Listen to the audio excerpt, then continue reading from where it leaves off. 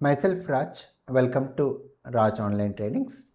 In the series of Java programming, the complete placement course, today we are going to discuss about the programming fundamentals. Whenever we want to learn any programming language like C or C++ or Java or .NET or Python, we should have a basic idea on this programming fundamentals. If you are having basic idea on this programming fundamentals, entering into any programming language will be easy for us. Now, let us start off with the first definition, program definition. As we are going to write the programs, first of all we should know what is a program is. So you can define a program like a program is a set of instructions given to a computer to perform a task. Like example, we want to find the total marks. That means we are going to accept 3 marks. We want to find the total marks. That is the meaning of task here. So to do this task, we have to instruct the computer to do this task. What is the task here? To find total marks. For that we have to read 3 marks. So read mark 1, mark 2, mark 3. Find total. How to find total? Mark 1 plus mark 2 plus mark 3. And we have to print the total. So this set of instructions to perform a task only we call it as program. So depends on the programming language, we have to follow the rules of that language, means the syntax rules of that language. Here I have just taken a sample set of instructions how the program looks here. So related to the respect to programming, we have to learn the respect to syntaxes. As we are going to learn Java, we will be learning the syntaxes related to Java here. So the main programming fundamentals are like comments, keywords, variables, data types, declaration of variables, method or function. So if you understand the basic terms like comments, keywords, variables, data types, how to declare variable, method or function, entering into Java will be very easy for us. That's the main reason why I am discussing these programming fundamentals in this video. Let us start off with the first term, comments. When you are writing a program, we should elaborate our program in our own words, like the purpose of the program, on which date we are writing, who is writing, more elaboration of our program in our own words. That we call it as documentation. And that documentation we do by using comments. So you can say comments are used to document a program and ignored by the programming language or compiler. So programming language may be your C or C++ or Java or .NET like that. So whatever the comments we are writing, it is totally ignored. It's mainly for documentation purpose. We are having types of comments like single line comments, which is // multi-line comments, which is /* and end with again // Like example, single line comment // to find area of a circle. One more example, multi-line comment /* to transfer funds from one bank account to another bank account. So this is like more elaboration of your program in our own words, so that even yourself or some other sees our program, they should be able to understand what we are writing inside the program. That we do the documentation by using comments. The next important definition is keywords. How to define a keyword is like, a keyword is a reserved word or predefined word whose meaning is known to the programming language directly. The language will understand these words automatically. So when you take any programming language, there will be some predefined words where the language will understand that directly. That words only we call it as keywords. Some of the examples like if, else, switch, private, public, protected, try, catch, class, do, while, for, break, continue. These are some of the keywords. Related to Java, we will be learning the keywords when we enter into Java programming. The next important definition is variable. This is very important one. Whenever we want to store some data, we require some memory space. The name what we give to that memory space mainly to hold data is called as variable. How to define a variable is like, a variable is an identifier which allocates a memory space to hold the data. Like example, if I want to hold something like employee name, like example Ramu.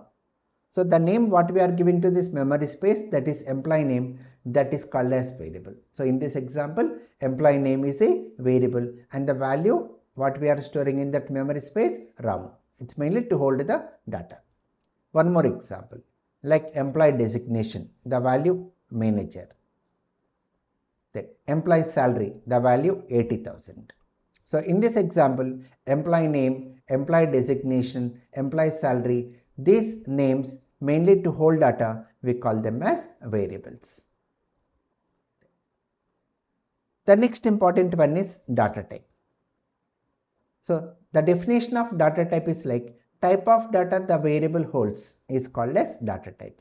Like example, if we take student name, so student name is the variable which is holding what data here, Ramu. This Ramu we call it as with a data type string. Collection of characters, collection of alphabets, we call it as string here. One more example, if we take student age, in age we are storing what value, 18. So what type of data we are holding in this student age, it's of what type, integer type, a numeric value without any decimal point, we call it as integer type.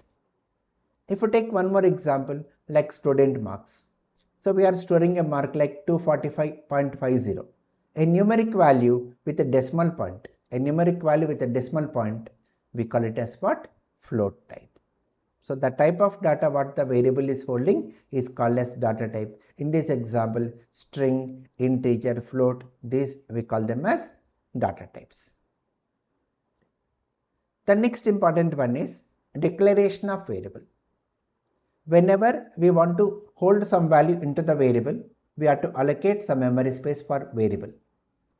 In order to allocate memory space for variable, we need to declare it. So what is the main purpose of declaration of variable?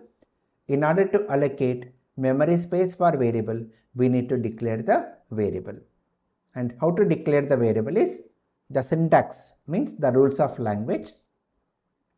The syntax is, we have to provide the data type space variable 1 comma variable 2 comma like that variable n. And most of the programming languages like C, C++, Java, .NET, these four languages follows most of the common syntaxes, like every statement in these languages should end with semicolon.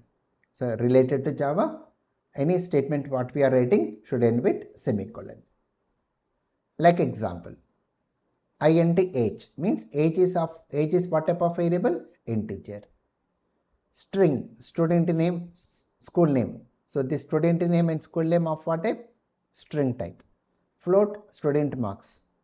So student marks is of what type? Float type here.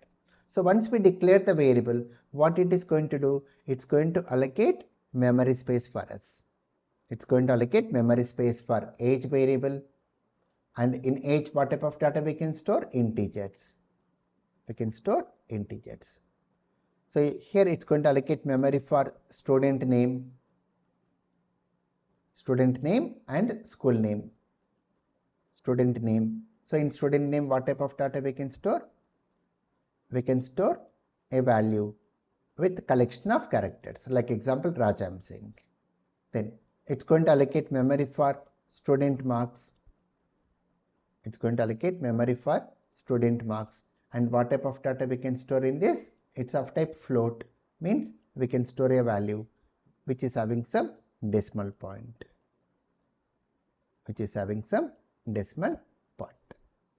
So in order to allocate memory space like this for your variables, we need to declare the variables. Without declaring the variable, we cannot use that variable in our programs. This is very fundamental concept before we write the programs.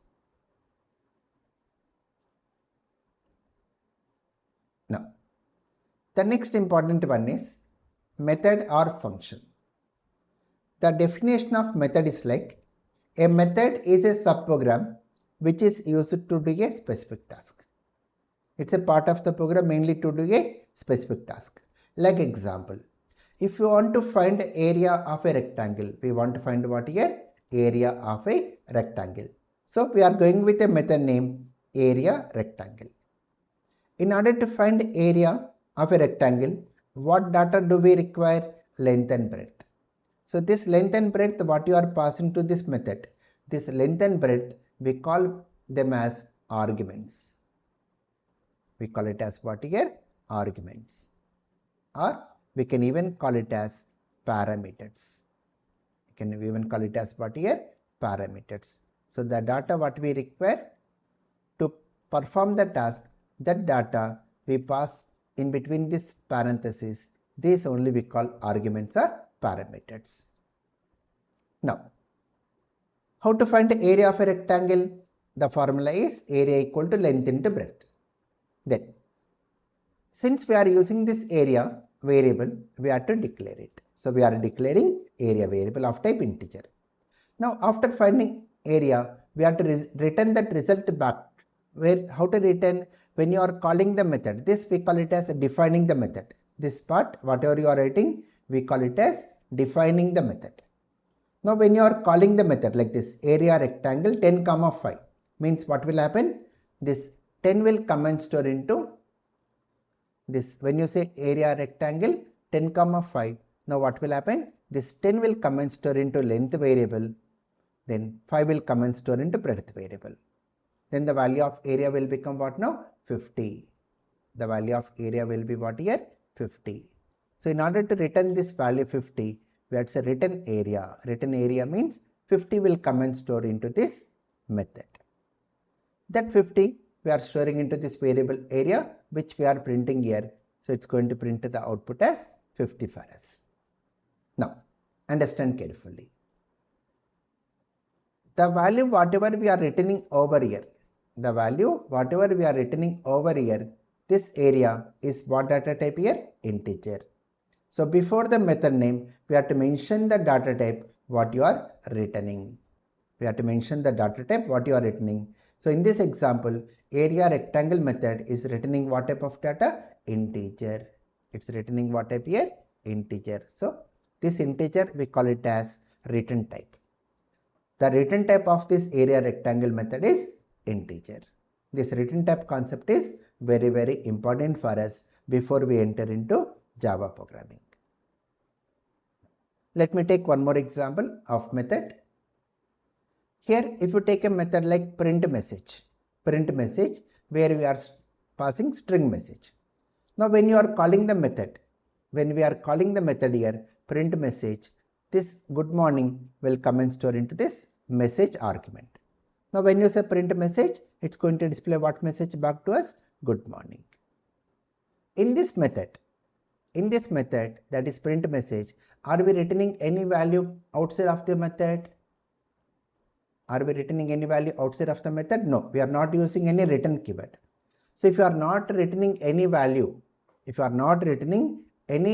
outside of your method, then the return type we have to mention as void. If a method is not returning any value outside of the method, before the method name, we have to mention the return type as what? Void. So what is this void? Void means no return type. Right? So this concept of method, everything, what are the fundamentals we have discussed today? Like comments, keywords, variables, data types, how to declare variable, the concept of method or function, return type, everything we are going to discuss in detail once again once we enter into Java programming. And we are going to do a lot of examples on these concepts when we enter into Java, basics of Java programming. So these are very, very important. Before we enter into Java programming, recap all these terms so that when I use these terms in the introduction of Java, we should not feel confused what these terms are. That's the main objective of discussing this video today related to programming fundamentals. Right? So that's about in this video. Thank you. Please subscribe, like and share.